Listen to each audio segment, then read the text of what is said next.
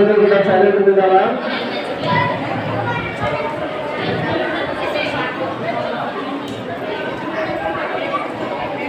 Plan చేసుకున్నావా? అందరూ మోకరించండి, కళ్ళు మూసుకున్నాను. అందరూ మోకరించాలా? కళ్ళు మూసుకున్నారా? చేతులు జోడించాలా?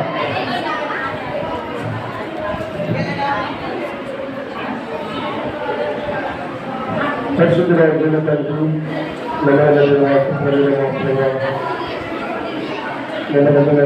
ప్రేమించండి, కర్ణించి కాపాడు. ఈ యొక్క నివేదన మీరు ప్రతిష్ఠించము, బలపరచము. ఆశ్రయించినగా వాళ్ళని కాలము గ్రహించవలసినలో ప్రయత్నించిన దేవుడు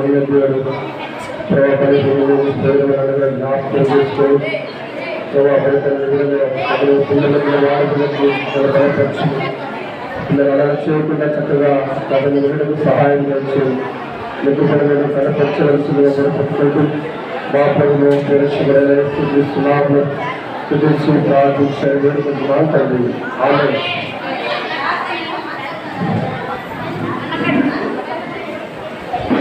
నేను ఎంతమంది కథ వింటే వచ్చారో చేతులు వచ్చాను ఒకసారి. నిన్న వచ్చిన వాళ్ళు కథ విన్న వాళ్ళు చేతులు వచ్చాను అంతేనా? సరే, నేను ఏ కథ నేర్చుకున్నానన్నా? కథ పేరు చెప్పాలి. ఒక్క చెప్పాలా? ఎవరైనా ఒక్క చెప్పండి. ఏం చెప్పింది? Very good. పాపము లోకంలోనికి వచ్చుట. ఎక్కడొచ్చింది పాపము? మీరు ఉన్నారు కదా, విన్నారు కదా. ఎక్కడొచ్చింది పాపము? ఏ రూపంలో వచ్చింది పాపము? Very good. సర్పం రూపంలో పాపము మరి ఆమెను మోసపుచ్చింది. తద్వారా ఆదాము కూడా మోసపుచ్చడానికి వచ్చాడు. ఎంతమంది అడిగిన క్వశ్చన్ చెప్తారు. ఆదాము వాళ్ళు ఎక్కడున్నారు? ఇప్పుడు ఏమేం తోటలో ఉన్నారు కదా. ఇప్పుడు కూడా ఏమేం తోటలో ఉన్నారు? ఏమేం తోటలోనే ఉన్నారు కదా. చేయటం ఏమేమి తోటలోనే ఆదాము వాళ్ళు ఉన్నారు. వారు బయటికి పోయినగా ఉన్నారా? తోటలో చేతులు చెప్పాలా? బాగా ఆలోచించుకోండి. ఆదాము వాళ్ళు ఏమేమి తోటలో ఉన్నారా? బయటికి పోయారా? బయటికి పోయారా? చేయగలరు. బయటికి పోయారా? చేయగలరు. ఆదాము వాళ్ళు ఏమేమి తోట నుంచి బయటికి పోయారో అది వాళ్ళు చేయగలరు. బాగా చేయగలరు. బయటికి పోలేదని వాళ్ళు చేయగలరు. చెప్పండి. ఆదాము వాళ్ళు బయటికి పోలేదు. ఒక్కరిద్దరు ఇలా ముగ్గురు నలుగురు ఇలా 5 మంది ఇలా చెప్పండి. ఇలా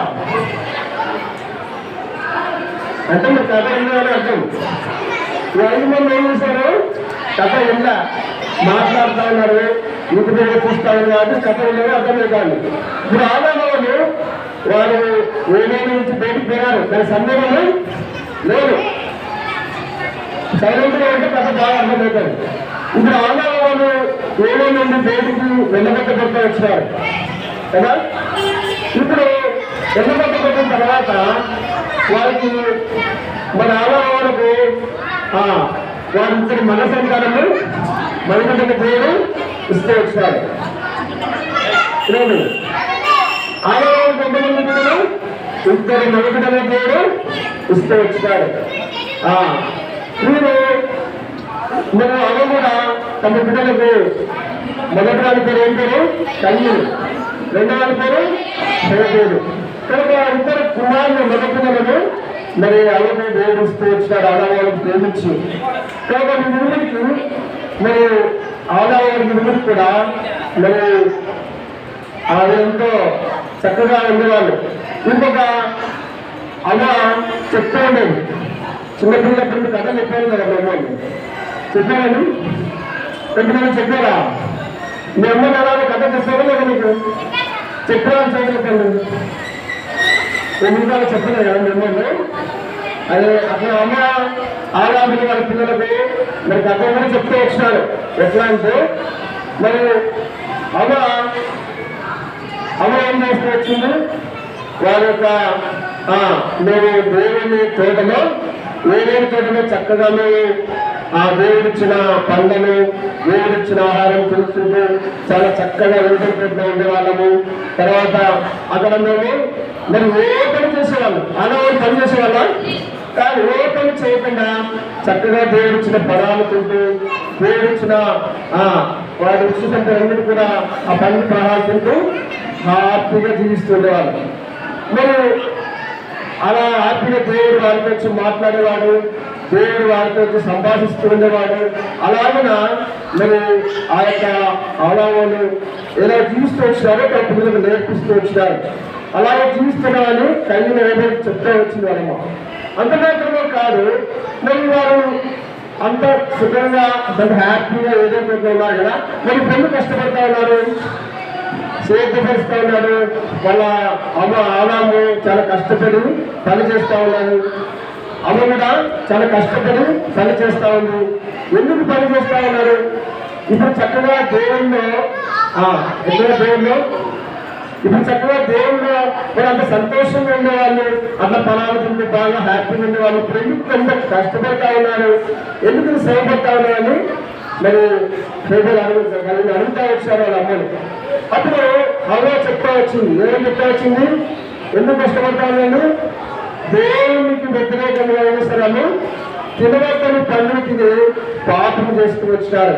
పాపం చేతి బట్టి మాకేమొచ్చిందంటే ఆ యొక్క ఆకులు పుట్టించుకొని మేము చట్టాలను తొలగించుకున్నాం. దేవుడు మా కొరకు ఏం చేస్తాడు, జంతువులు పలిచి ఏం చేస్తాడు, జంతువులు పలిచే వారికి ఆకులు లేకుండా చర్మపు చట్టాలను తొలగించినాడు. ఈ విధంగా మాకు రక్తం చెందించాడు, పాపం క్షమించబడతా వచ్చాయని మా పిల్లలకు అమ్మ చెప్తా వచ్చింది. మరి ఈ కయ్యను హోమాలు కూడా వాళ్ళ తల్లిదండ్రులతో కష్టపడుతూ వాళ్ళ తల్లిదండ్రుల పనుల్లో సహాయపడుతూ ఈ విధంగా జీవిస్తూ ఉన్నారు. ఏమేమి కయ్యను ఇద్దరు కూడా చేస్తూ ఉన్నారు. ఆదాము తన పొలంలో సేద్యం చేయడము, వాళ్ళ గొర్రెలు కాచేది, ఇవన్నీ కూడా మరి నేర్పిస్తూ వచ్చినారు వాళ్ళకి. మరి కయ్యను మరి తను ఏం చేస్తూ వచ్చాడంటే తన యొక్క తండ్రి అయినటువంటి పొలంను సేద్యపరుస్తూ వచ్చాడు. కయ్యను ఏం చేశాడండి, పొలాన్ని సేద్యపరుస్తూ వచ్చేవాడు. తన ఏదైనా కూడా గొర్రెలను కాస్తూ ఉండేవాడు. ఈ విధంగా పెద్ద కుమారుడేమో వ్యవసాయం చేస్తూ ఉండేవాడు, చిన్న కుమారుడేమో గొర్రెలను కాస్తూ ఉండేవాడు. ఈ రీతిగా వీరు దేవునికి మరి వీరు కూడా మరి అలాగిన సహాయపడుతూ వారు పనులు చేసుకుంటూ వెళ్తూ ఉన్నారు. అయితే మరి కయ్యను హోమాలు పాపం లేనివాడు చెప్తామా, వీరిద్దరు కూడా పరిశుద్ధులా, ఏ పాపం లేనివారా? పాపం ఉందే కదా కయ్యను హోమాలు కూడా. పాపం ఉందని చెప్పే వాళ్ళు ఎంతగా చేస్తాను, పాపం ఉందని వాళ్ళు చేస్తాను. కయ్యను హోమాలు కూడా పాపం ఉంది. ఎందుకంటే అవాదాలు పాపం చేస్తారు కదా, వారి కళ్ళను పుట్టేవారే ఈ కయ్యను హోమాలు జన్మతనే వీళ్ళు పాపంతో ఉన్నారు, పాప పలవాట్లు ఉన్నాయి, పాపపు చెడు స్నేహాలు ఉన్నాయి. వీళ్ళు పాపంతోనే జన్మించే కనుక వీరు పాపంలోనే ఉన్నారు కనుక వీళ్ళు పాపం నుంచి విముక్తి చెందాలంటే ఏం చేయాలంటే దేవునికి బలి అర్పించాలి. దేవునికి ఏం అర్పించాలండి, బలి అర్పించాలి. అందుకే మరి హేబేలు కయ్యను తన పొలంలో ఉన్నటువంటి కయ్యను ఏం చేసేవాడు, కయ్యను ఏం చేసేవాడు, వ్యవసాయం చేసేవాడు. కయ్యను వ్యవసాయం చేస్తూ తన పొలంలో పండినటువంటి కూరగాయలను, తన పొలంలో పండినటువంటి కాయగూరలన్నీ తీసుకొచ్చి బలిపీఠం మీద పెట్టి దేవునికి బలి అర్పిస్తా ఉన్నాడు. కనుక మరి హేబేలు ఈ కయ్యను అన్నిటిగా దేవుడికి తన పొలంలో ఉండి తన తెలుసు తన తల్లిదండ్రుల వారు జంతువులు పరీక్ష ద్వారా దేవుడి పరీక్ష ద్వారా పాపం విముక్తి చెందిందని తెలుసు. కానీ మరి కయ్యను ఏం చేస్తా ఉన్నాడంటే తన ఇష్టానుసారంగా తన సొంత గీత ఆలోచించి నా పొలంలో పండినట్టు కదా నా పనిలో పడిన పనులను తీసుకొచ్చి దేవుడు ఎందుకు అంగీకరించడాన్ని కనిష్టాసనం తెచ్చి బలి అర్పిస్తూ వచ్చినాడు. అయితే ఆ విధంగా రెండవ పేరు తమ్ముడు కయ్యని తమ్ముడు హేబేలు ఏం చేస్తారని చెప్పినాం. హేబేలు ఏం చేస్తారు? గొర్రెల కాపరి. కనుక గొర్రెల కాపరి ఉన్నటువంటి హేబేలు తన యొక్క పాపాన్ని బట్టి బలి అర్పించాలనుకున్నాడు. తన పాపాన్ని బట్టి బలి అర్పించాలని తనకు దేవుడిచ్చినటువంటి ఆ గొర్రెల నుంచి శ్రేష్టమైనటువంటి తొలిచూరు పుట్టినటువంటి గొర్రె పిల్లలు తీసుకొచ్చి అది బలిపీఠం మీద బలిగా అర్పిస్తూ వచ్చాడు. చూడండి, ఇక్కడ బలిపీఠం మీద ఇక్కడ హేబేలు కూడా ఉన్నాడు. హేబేలు తన శ్రేష్టమైన తొలిచూరు కొమ్మిన వాటిని తెచ్చి బలిగా మరి హేబేలు అర్పిస్తూ వచ్చినాడు. మరి కయ్యనైతే ఆ యొక్క పంగం తెచ్చి అర్పిస్తూ వచ్చినాడు. మరి వీరిద్దరు కూడా ఏం చేశారంటే బలులు అర్పిస్తూ వచ్చినారు. మరి వీరిద్దరిలో ఎవరు కూడా మరి వారి ప్రకారము బలు అర్పిస్తూ వచ్చినప్పుడు మరి ఎవరికి దేవుడు అంగీకరించినారు? ఎవరికి అర్పించారు? హేబేలుది దేవుడు మరి అంగీకరిస్తూ వచ్చినాడు. ఎందుకు అంగీకరిస్తూ వచ్చినారంటే ఆయన దేవుడికి ఇష్టమైన బలులు, రక్తము చెందించే బలులు మరి గొర్రెపిల్లను తెచ్చి అర్పించినటువంటి దేవుడికి ఇష్టమైన కనుక దేవుడు హేబేలు అర్పించినటువంటి ఆ యొక్క బలులు దేవుడు అంగీకరిస్తూ వచ్చినాడు. అయితే మరి కయ్యను చూస్తూ వస్తే మరి దేవునికి ఆయన తెలుసు మరి తన తల్లిదండ్రులు జంతువులు పరీక్ష ద్వారా రక్తం చెందిన పాపం క్షమించినట్టు తల్లిని చెప్పిన ద్వారా ఇంటికి విధించినాడు. అయినప్పటికీ కూడా కనిష్టానుసరంగా తన పనులను తన భూమి పని వారు తీసుకొచ్చినటువంటి దేవుడు కయ్యని యొక్క బలిని అర్పించిన ద్వారా దేవుడు కయ్యని యొక్క బలి దేవుడు అంగీకరించలేదు, నిరాకరించినాడు. కనుక ఇక్కడ నిరాకరించడం బట్టి హేబేలు యొక్క బలిని దేవుడు అంగీకరించిన బట్టి హేబేలు ఎంతో నా బలిని దేవుడు అంగీకరించినాడు, ఎంతో సంతోషిస్తా ఉన్నాడు, ఎంతో ఆనందిస్తా ఉన్నాడు. ఎందుకు? దేవుడు హేబేలు యొక్క బలిని అంగీకరించాడు కనుక. మరి కయ్యను ఎత్తులంటే కోపముతో మూడంతా ముచ్చుకొని మరి కూర్చున్నాడు. దేవుడు అడుగుతా ఉన్నాడు కయ్యను నువ్వెందుకు ముందు కూర్చుకొని ఎందుకు కోపంతో ఉన్నావు? నువ్వు సత్య చేసింటే నువ్వు తల ఎత్తుకునేవా అంటారు. అంటే నువ్వు మంచిగా దేవుడు బలి అర్పిస్తే నువ్వు తల ఎత్తుకునేవా అని అడుగుతా ఉన్నారు.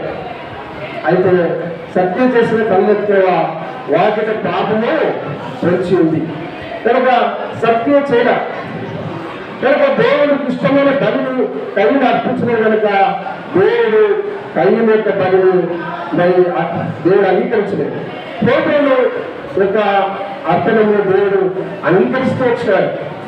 హేబేలు యొక్క అర్పణను దేవుడు అంగీకరిస్తూ వచ్చినాడు. కనుక ఈ రీతిగా ఎవరు బలి అర్పించిన బట్టి మరి కయ్యను ఎవరుకోవాలా? హేబేలు అంగీకరించినప్పుడు నాకు ఎందుకు అంగీకరించలేదు? దేవాల తప్పుంటే నేను క్షమించు, నేను తిరిగి హేబేలులాగా శ్రేష్టమైన బలిని అర్పిస్తానని అనుకోవచ్చు. కానీ అలా అనుకోకుండా ఏం చేస్తారండి? తన యొక్క తమ్ముడైనటువంటి హేబేలు మీద ఏం చేస్తారంటే ద్వేషం తెచ్చుకున్నాడు. ఎంత ద్వేషం తెచ్చుకున్నాడు. ఒక దినాన హేబేలు కయ్యను పొలములో మాట్లాడుతూ ఉన్నారు. ఏం చేస్తానండి? కయ్యను హేబేలు పొలములో ఏం చేస్తా ఉన్నారు? మాట్లాడుతూ ఉన్నప్పుడు ఇప్పుడు కయ్యనుకు హేబేలు మీద ఏముంది? ప్రేమ ఉంది కదండి. ప్రేమ ఉంది. ప్రేమలో ద్వేషం ఉందా? ఎందుకండి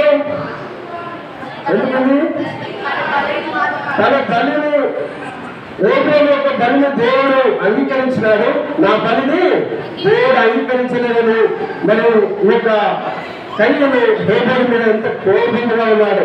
లోపలంతా ద్వేషము పెట్టుకొని ఎప్పుడెప్పుడు హేబేలు చంపుదామా అని ఉన్నాడు.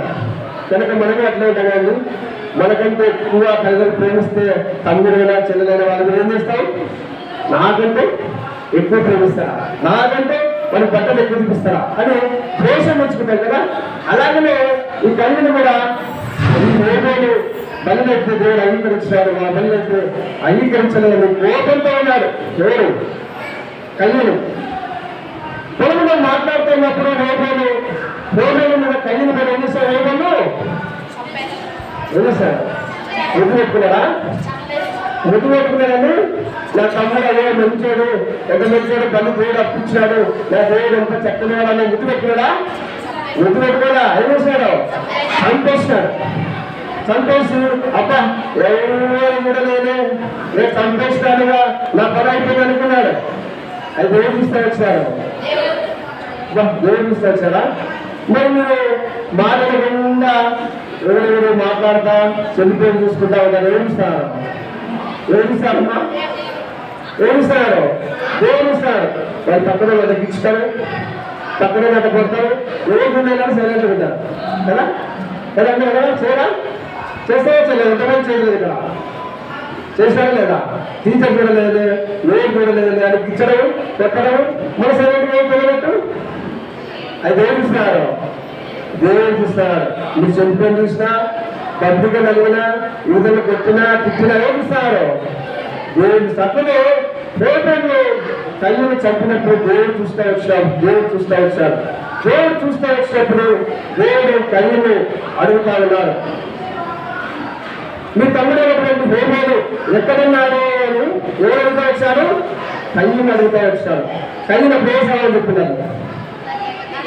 నేను ఎరుగును, నా తమ్ముడికి నేను కూడా కావలి వాడగా అంటూ వచ్చాడు. అంటే దేవుడు అడుగుతా ఉన్నప్పుడు కూడా ఎంత అశ్రద్ధగా సమాధానం చెప్తానో చూసాడా కయ్యను? నేను కూడా నా తమ్ముడికి కావలి వాడినా, నేను ఎరుగునా నాకే తెలుసు అని అబద్ధం చెప్తా ఉన్నాడు దేవుడితో. అయితే కయ్యలో మరి ఈ రీతిగా అబద్ధము చెప్పే గుణం ఉంది. మరి కయ్యను దేవుని వ్యతిరేకంగా పాపకి సరైన బలం అర్పించలేదు.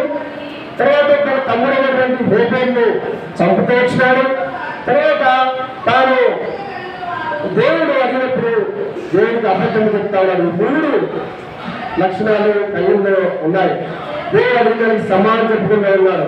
ఈ రీతిగా కయ్యను పాపానికి పాపం ఏం చేసుకుంటాడండి? సమకూర్చుకుంటా ఉన్నాడు. పాపానికి పాపం ఏం చేస్తా ఉన్నాడు? సమకూర్చుకుంటా ఉన్నాడు. అయితే మరి కయ్యను తన జీవితంలో మరి ఎంతో పాటుగా మరి దేవునిష్టం కనబడతా ఉన్నాడు. హోబేలైతే తను శ్రేష్టమైన వాడుగా దేవుడికి పని అర్పించిన వాడుగా చూస్తూ వస్తున్నాడు. కనుక మరి హోబేలు తన జీవితంలో దేవునికి శ్రేష్టమైన పని అర్పించినాడు. కయ్యనైతే దేవునికి శ్రేష్టమైన పనిని అర్పించడు, అబద్ధం చెప్తా ఉన్నాడు. కనుక కయ్యనుతో దేవుడు చెప్తా ఉన్నాడు, నువ్వు చేసిన పని ఏంటి? నీ తమ్ముడైనటువంటి హోబేలును నువ్వు చంపుతూ వచ్చినావు అని అడుగుతా ఉన్నాడు. అడుగుతా ఉన్నప్పుడు మరి కయ్యను దేవుని శాపము కయ్యనుడికి వచ్చింది. ఏమి వచ్చింది?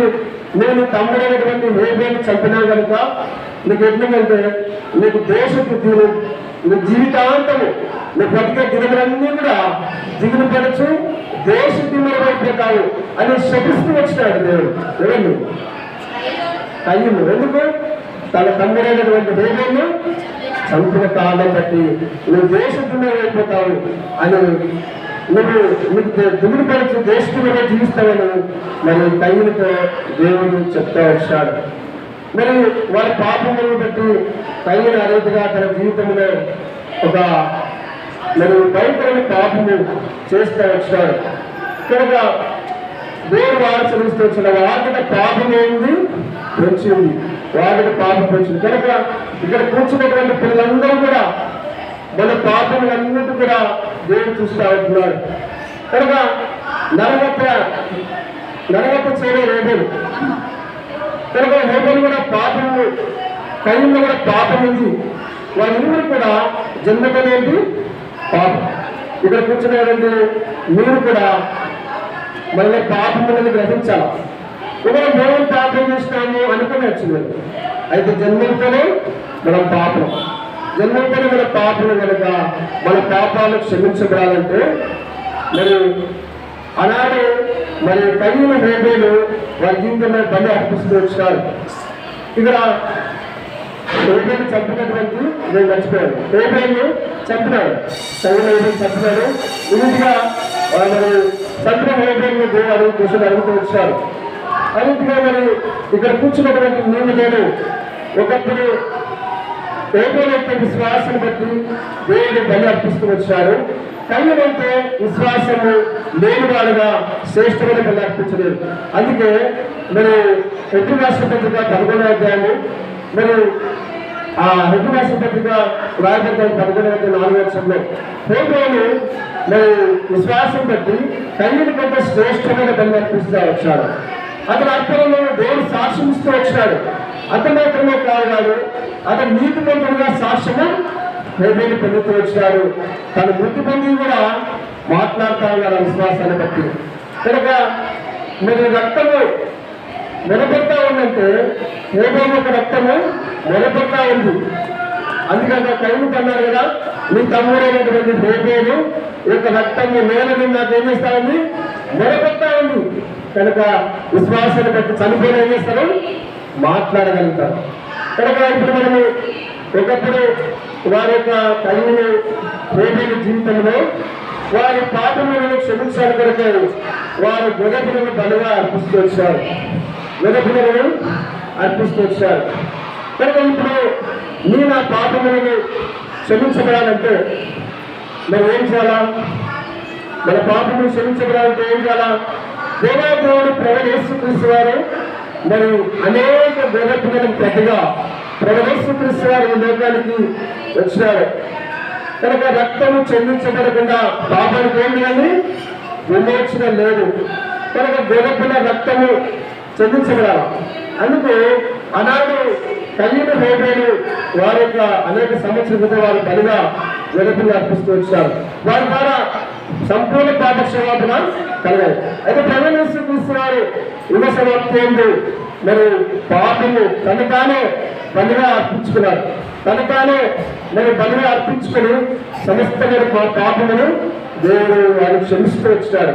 కనుక ఇక్కడ కూర్చున్నటువంటి నీవు నేను పిల్లలందరూ కూడా మనం ఏం చేయాలండి, పాపము క్షమాపణ కోరాలి. దేవుడు శ్రేష్టమైన బలిని అర్పించి మరి దేవుని యొక్క పాపమును విముక్తి వచ్చారు. మరి ఈ యొక్క ఉదయకాలం వేళ మరి యేసు ప్రభువు మన కొరకై ఒక్కసారి బలిగా ప్రత్యక్షంగా వచ్చినాడు. ఆ శిలువలో మరి తను తానే బలిగా అర్పించుకున్నాడు. తన రక్తం ద్వారా పాపములను క్షమించాడు. అయితే నువ్వు చేయాల్సిన పని ఏంటి? ప్రభా, నువ్వు నా కొరకై శిలువలో బలియాగంగా చేపడుతూ వచ్చినావు. నీ రక్తమును నా కొరకై చెందిస్తూ వచ్చినావు. నా పాపములను క్షమించు తండ్రి. నా బలులు, నా పాపపు బలి, నా యొక్క పాపం తీసుకోలేనా నా హృదయాన్ని నువ్వు అడిగితే ఆయన పాపమును క్షమిస్తాడు, ఎన్నటి జ్ఞాపకం చేసుకున్నాడు. ఎంతమంది పాపక్షేమం పెట్టారు చేతుల తండ్రి? ఎంతమంది చెప్తారు చెప్పండి? పాపం తీసివేసిన ఇష్టం లేదా? కయ్యంలాగా కదా, కయ్యంలాగా ద్వేషము, కలహము, మస్తరము, ద్వేషం పెట్టుకుని అలాగే జీవిస్తారా? కనుక అలా ఉండద్దు. దేవుని శ్రేష్టమైన పని అర్పించేవారుగా, దేవునికి ఇష్టమైన వారుగా, దేవుని విశ్వాసం ఉంచుకుంటగా మనం ఉంచగలగాలి. అలా ఉండాలంటే ఏం చేయాలండి? సినిమాలో మన కొరకై రక్తము కాచినటువంటి ప్రభువైన యేసుక్రీస్తుని ఏం చేయాలా? విశ్వాసం ఉంచాలా. ప్రభువైన యేసుక్రీస్తుని విశ్వాసం ఇచ్చితే నీ పాపాలన్నీ క్షమించబడతాయి. అలా కాకుండా నువ్వు అలాగే జీవిస్తే మరి నీకు సంతోషం ఉండదు, సమాధానం ఉండదు. ఎప్పుడు చూసిన కోపంగా ఉంటావు, ఎప్పుడు చూసిన ఇతరులకు ఇచ్చుతా ఉంటావు, ఇతరులు కొడతా ఉంటావు, ఇతరులంటే ద్వేషము, ఇతరులంటే పగ, ఇవన్నీ కూడా కళ్ళు లక్ష్యాలు ఉంటాయి. ఎప్పుడైతే నువ్వు యేసు ప్రభువుని అంగీకరిస్తావో హేబేలు లాంటి విశ్వాసము, హేబేలు లాంటి అర్పణ, హేబేలు లాంటి దేవునికి ఇష్టమైన సాక్షిగా నువ్వు ఉండగలుగుతా వస్తావు. కనుక విశ్వాసంగా జీవించడానికి దేవుడు మనందరికీ కూడా సహాయం చేయదాకా దేవుడి వాక్యం జీవించదా. మోకరించండి, మోకరించండి, మోకరించండి. మోకరించి ప్రభువైన యేసుక్రీస్తు వారి రక్తం నా పాపం కడుపుతాను చేరుతాను. ప్రభువైన యేసుక్రీస్తు వారి రక్తం నా పాపం కడుపుతాను. నేను ఇవాళ నుంచి కన్నీళ్ళలాగా జీవించను, హేబేలులాగా విశ్వాసంతో సాక్షిగా చిన్ననాటి నుంచే చాలా సమయం ఎట్లా చిన్ననాటి నుంచే దేవుని అంగీకరించాడు, దేవుని కోసము బ్రతికినాడు, అల్లరి చేయలేదు, చక్కగా దేవుని ఉండి వచ్చాడు. దేవుని కూడా తన ఎంత శ్రేష్టమైన పని అర్పిస్తూ వచ్చాడు. అలాగే మనము జీవించడానికి దేవుడు మనకు సహాయం చేయడం ప్రార్థన చేసుకున్నాం. పరిశుద్ధ గుణకండి నమ్మైన దేవాత్మైన మా ప్రభావ ప్రేమించిన దేవుడు కానీ కాపాడాలనిపిస్తూ వారి స్తోత్రములు ఆయన కయ్యూరు హృదయం గురించి వెళ్తూ వచ్చినాం. ప్రభావితంగా కాలం ధరించి హృదయులు శ్రేష్టమైన పని అర్పించినట్టుగా మన తండ్రి కయ్యూరు అర్పించలేకపోతూ వచ్చాడు. ప్రభావ కోపం దోషం బట్టి పగల బట్టి ఇతరులు చంపుతూ వచ్చాడు. హైవేలు ప్రభావ మరి ఇక్కడ కూర్చున్నప్పుడు మరి పనిగా అర్పించలేదు, వేరే పిల్లలు పనిగా అర్పించాల్సి వచ్చలేదు. ప్రభావ వేరే పిల్లల బదులుగా మీరు ఆ యొక్క శిలువలో మా అందరి మధ్య ప్రాణం పెట్టారని గ్రహింపు కలిగిన పిల్లలుగా తెలుసుకొని నిజమైన రక్షకులను తన హృదయంలో చేర్చుకుని సహాయం తెచ్చి మీకు పనులను కనపరచమని మా ప్రజల రక్షకుడైన యేసుక్రీస్తు నామములో స్తుతించి ప్రార్థించి అడిగి వేడుకుంటున్నాం తండ్రి. ఆమేన్.